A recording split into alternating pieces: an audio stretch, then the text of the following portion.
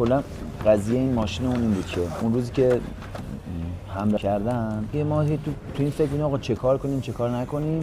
دیگه رفتیم با دوستان صحبت کردیم، با این برنامه صحبت کردیم و اینا تونستیم یه ماشین جور کنیم. بعد گفتیم آقا ما چه کار میتونیم بکنیم که این حس بالاخره این انتقام جویی و بحث حماسی بودنه رو تو شهر خودمون حالا بالاخره نشرش بدیم. آمدیم رفتیم توی خیابون چرخیدیم و یه بلندگو هم همراهمون بود و صوت هم گذاشته بودیم و بعضی از نونوایی‌ها و پمپ بنزینا و فروشگاه‌ها بعضیا شلوغ شده بود. میرفتیم اونجا پشت میکروفون میگفتیم آقا مثلا نعمت فراهمه، همه چی هست، نگران نباشید، به خودتون استرس ندید، بچهای خودتون مراقب باشید. یه حالتی که یه آرامش به مردم بدیم که آقا بالاخره جنگ یه جورایی شروع شده و شما آرامش خودتون رو حفظ کنید. نمیدونم هجوم نبرید به فروشگاه، نونوایی‌ها رو اینقدر شلوغ نکنید، با آرامش. این کارو ما کردیم، یعنی تقریبا شاید بیشتر محله‌های شهر این کارو کرد.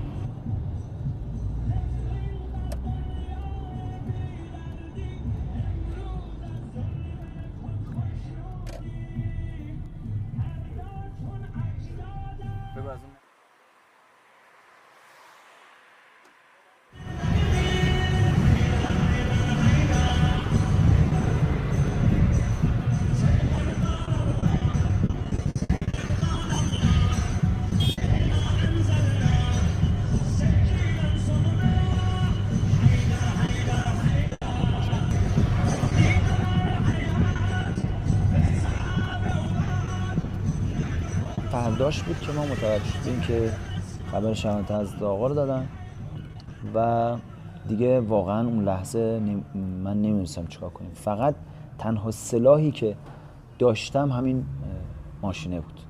یعنی تو ذهنم اومد گفتم سلاح من همین، با این میتونم یه کاری بکنم.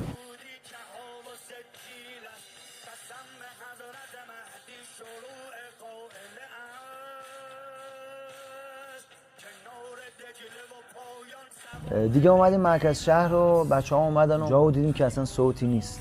صوت ما شد جرقه این که اونجا جمع همه عزادارایی که اومده بودن اونجا شکل بگیره و صوت رو دیگه ما تحویل حالا مداح بود، سخن هر کی بود که اونجا می‌خواست مردم رو راهنمایی بکنه و بالاخره اون جوی که مردم داشتن رو یه جوری کنترل بکنه. دیگه ماشین شد اونجا یک جوری مرکز میدان شهدا و بعد دیگه همین انجام شد. خدا رو شکر این روزم به خیر گذشت و دیگه